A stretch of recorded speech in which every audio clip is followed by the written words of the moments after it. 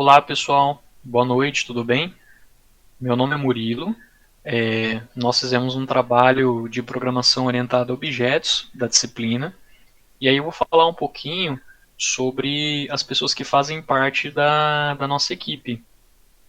Bom, quem faz parte da nossa equipe sou eu, né, no caso o Murilo Couto de Oliveira, o, o Danilo Girardi também está fazendo parte da nossa equipe, o o Cristiano Andrade de Aguiar e o Vitor Vicente Simões. Esses são os membros aí que fizeram esse trabalho. O nosso trabalho ele consiste basicamente em, em desenvolver uma API em Java através do framework chamado Spring, que é um framework bem conhecido e antigo já em Java. Para introduzir para vocês um pouco sobre o conceito de API, API significa interface de programação de aplicações, em português, né? Traduzindo, uma sigla em inglês. E a API ela nada mais é que uma maneira de integrar sistemas, possibilitando alguns benefícios como segurança de dados, facilidade no intercâmbio entre informações com diferentes linguagens de programação e monetização de acessos. Um exemplo clássico de API é quando a gente vai cadastrar as nossas informações em algum site e a gente consegue importar esses dados, como e-mail e senha, por exemplo, do próprio Facebook. Um exemplo bem claro da API aí no nosso dia a dia. E para aprofundar um pouco mais, a gente pode falar um pouco também dos benefícios, de exemplos, e a gente também vai mostrar na prática como funciona uma API com o framework Spring Boot.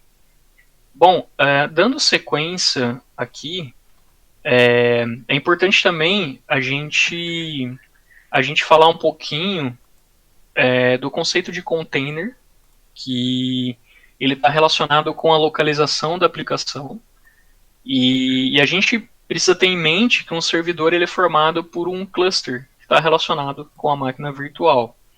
Bom, e aí citando novamente outros exemplos, quando a gente pensa em API, por exemplo, um website, quando ele consome um microserviço para realizar uma compra, o recebimento de alguma requisição, e aí a gente vai começar a ver e observar API nesse tipo de situação também.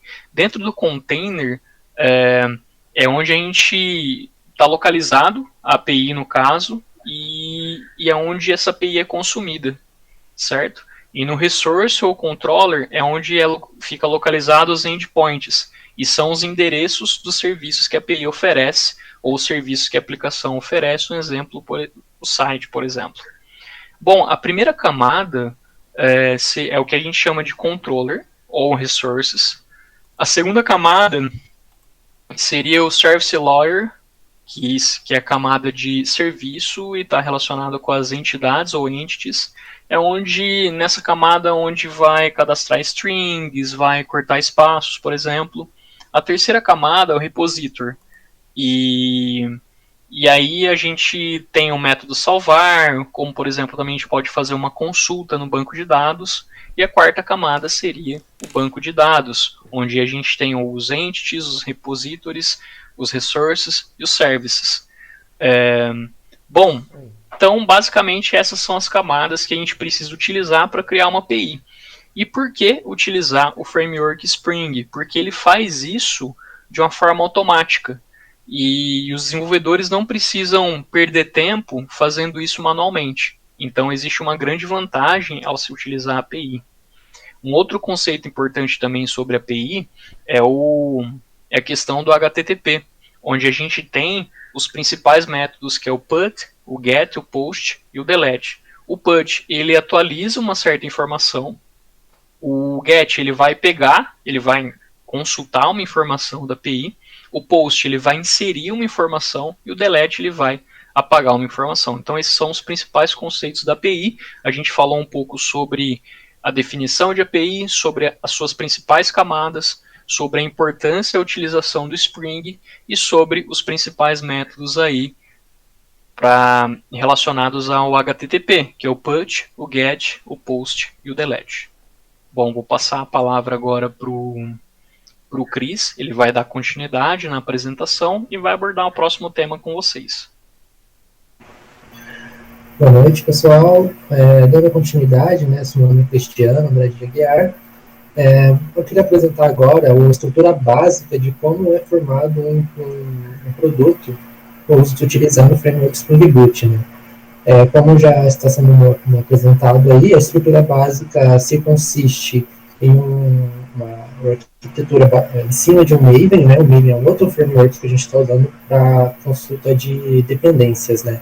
Então, ele permite ter um consumo de dependências externas, ou seja, a gente consegue implementar no projeto sistemas onde que vai permitir consultar coisas, dados no banco, né, adicionar coisas no banco, e também permite a gente usar metodologias de testes e outras dependências para ajudar o Spring Boot se constituir e formar de uma forma que os desenvolvedores tenham uma facilidade maior de implementação. No nosso caso, a gente não está usando tantas coisas assim, como a gente só está dando um exemplo, dando um produto bem simples. E nesse caso, eu queria mostrar para vocês, como o Murilo já apresentou, um pouquinho de cada camada, né? Queria mostrar um pouco da parte do controller, por exemplo. Poderia abrir ali, por favor, né? Maravilha. Aqui a gente tem alguns controllers, né? A nossa aplicação consiste basicamente em um sistema de adicionar um usuário, remover um usuário, atualizar um usuário. E, por favor, abre o controller, por favor. Legal. Basicamente, então, a gente já tem ali alguns dos principais métodos, né? Que a gente já implementou, que cada um tem sua responsabilidade. Como você pode ver, a parte a utilização do Java com Spring Boot é muito usado a questão das anotações. Então, muitas dessas anotações têm toda uma configuração por trás, onde o Spring Boot ele faz muitas coisas para a gente sem a gente ter que pôr mão nas configurações. E essa é uma das grandes vantagens do Spring Boot. Sendo assim, a gente configurou alguns endpoints nos controllers, onde que através do Postman, que é uma ferramenta para consulta e a utilização de APIs, né, vai bater nessas URLs e assim executar cada método que tá implementado no nosso projeto. Primeiramente também, né, como a gente está falando um pouco da estrutura, o endpoint, né, está separado aí na parte de controller, onde que vai ser chamado em si a cada API, e dessa forma vai ser entrado nas outras camadas, né? No caso, vai se bater lá no service, nos serviços, onde roda exatamente o core da aplicação. Se puder abrir também um pouquinho dos user services, maravilha. Então aí é onde a gente encapsula cada funcionalidade em si de cada implementação que foi feita.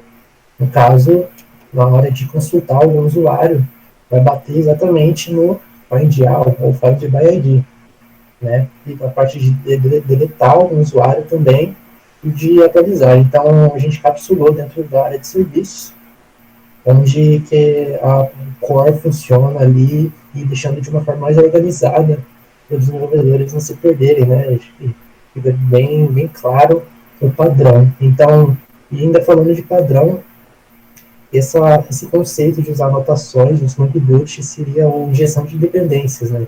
Essa é a arquitetura que consiste no Spring Boot em si. Né? Então, eu queria passar também para o Danilo, ele vai mostrar funcionando cada endpoint e também vai mostrar um pouco da tratativa de sessões que foi utilizada.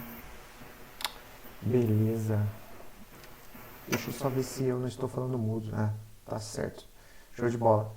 Então, para finalizar, né, o Murilo ele deu uma explicação sobre o que é uma API REST, né?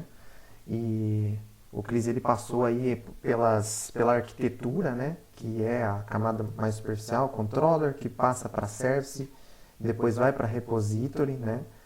E depois o repository ele faz a chamada do banco de dados. É assim que funciona. Beleza. Aí, A minha parte ficou fazer a demonstração para vocês, né? Onde a gente subiu a aplicação aqui localmente na máquina, na minha máquina no caso, e estamos aí com o endereço de loopback, né? Aí eu vou tentar acessar, dar um get no users, né? A gente já tinha cadastrado alguns usuários. Então, se eu der um send aqui, ele vai me retornar os usuários que eu tinha cadastrado. Que aqui no caso são 2, né? Os IDs 1 e 2, Maria e Alex. Vou mostrar para vocês agora no código aonde que está isso, só para ficar bem claro. Então, os controllers a pasta onde fica todos os endpoints. Aqui no caso eu acessei de user, usuário dessa aplicação. Então, como foi um get, a gente acessou esse cara aqui, ó, o get mapping, com essa anotação. O que ele retorna para a gente? Retorna esse objeto chamado response entity, e aqui não é o objetivo a gente se aprofundar mais nesse objeto. O que ele retorna? Uma lista de usuários, certo? E aí a resposta é ok. Então eu vou mostrar novamente isso aqui no Postman. O status é 200, ok, certo? Beleza. Agora eu vou querer fazer só buscar o usuário número 1. Então eu espero que isso aqui só me retorne o quê? O usuário da Maria Brown. Vamos lá, vou dar um send. Pronto, só retornou esse cara para mim. Na verdade, uma mulher, né? Maria. Agora, gente, vejam que só tem 2 pessoas cadastradas aqui nesse endpoint. Então, eu vou tentar, sei lá, os 5. Então, não tem 5, só tem 1 e 2. É para dar erro. Pronto. Agora deu um 404 de não encontrado. Tá certo? Aí a gente vê aqui que a mensagem que eu deixei foi a de resource not found. Ele estoura esse erro para a gente, tratado, né? E por que eu digo tratado? Porque se a gente não tratar nada, aqui aparece o erro 500, tá? De Server Internal Error, que significa que ele nem bateu no endpoint, né? Ele nem processou nada lá no servidor. E vale lembrar que o servidor, na verdade, é a minha própria máquina, porque eu estou rodando localmente a minha aplicação. Agora eu vou tentar fazer o que? Um put. Então eu mudo o verbo para put, que eu quero cadastrar alguém agora. Então vamos supor, eu tiro o 5 aqui. Agora eu preciso fazer o que? Vamos lá no código. Então eu mostrei o getMap passando um ID. Agora eu vou fazer um post. O post, olha só, no parâmetro dele, ele tem a anotação request body, ou seja, requer um corpo. Um corpo de que tipo? O tipo user. Então eu vou lá e eu vou na entidade users, que a gente nem mostrou. A gente tem muita coisa para mostrar aqui e a gente está tentando sintetizar ao máximo. Então eu vou mostrar só essa entidade aqui, a entidade usuário. Ela possui os seguintes atributos: ID, nome, e-mail, fone e password. Beleza. Voltando agora no Postman, que é o nosso lugar de bater nas APIs. Então, eu vou passar aqui um body.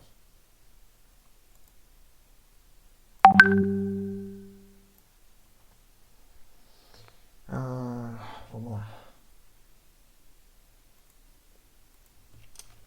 Quero name.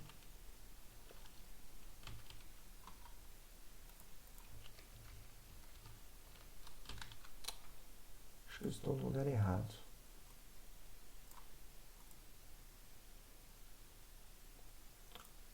Ô Cris, consegue dar uma força aqui pra mim? Sim, é no body e você aperta no brown, no caso. Isso, do lado, isso. Ah, é verdade, eu tinha me E esquecido. o post, no caso, para adicionar, no caso do put, deveria ser um post, né? É verdade, O put seria assim, se eu quisesse atualizar um daqueles 2 dados que eu tenho. Realmente, é o post. Eu tinha falado put, mas na verdade eu estava com post na cabeça. Tá. Então aqui, por exemplo, eu vou querer o nome. Perceba que o ID era o primeiro, mas o ID ele é auto-incrementado, então eu não vou precisar dele. Vamos supor que eu quero colocar aqui, tentar salvar o Murilo. Murilo, aí eu preciso dar uma olhadinha lá para a gente ver quem que era. Eu tenho nome e e-mail. Vou deixar só esses dois, nome e e-mail. E-mail. Aí a gente coloca aqui um e-mail qualquer, só para efeitos de apresentação. gmail.com. Tá bom. Aí. Beleza. Agora, com esse corpo que eu passei, espera-se que dê certo. Eu posso tirar essa vírgula daqui. O meu JSON tá montadinho. Vou dar um send. Pronto. Agora percebam que, olha só, ficou aqui, ó. Eu tinha 2 pessoas no banco de dados, agora eu tenho a terceira, que é o Murilo, certo? Como o phone e o password eu não passei, eles ficaram nulos. E o status é 201, criado, certo? Agora, vamos lá. Eu vou dar um get de novo. E eu espero que as 3 pessoas apareçam. A Maria, o Alex e o Murilo aqui por último. Se eu passar o 3 como parâmetro, só vai aparecer o Murilo. Galera, a ideia é essa, tá? Então, a gente teria muito mais para mostrar, mas a gente quis enfatizar, sintetizar. Então, assim, era mais isso que a gente queria mostrar, né? Como fazer uma API, que é uma coisa muito recorrente na nossa vida de desenvolvedor. E a gente trabalha com microserviços o tempo todo, né? Vale lembrar que microserviços é uma aplicação que ela está diferente de um sistema monolítico que tem toda a regra de negócio concentrada num lugar só, num servidor só. O microserviço ele é uma pequena parte de uma aplicação. Vamos dizer que uma aplicação é formada de vários microserviços. E a gente quis deixar isso mais claro, entendeu? Esse foi o nosso objetivo. Então é isso. A gente fica por aqui, a gente agradece e é isso. Até mais, gente. Falou!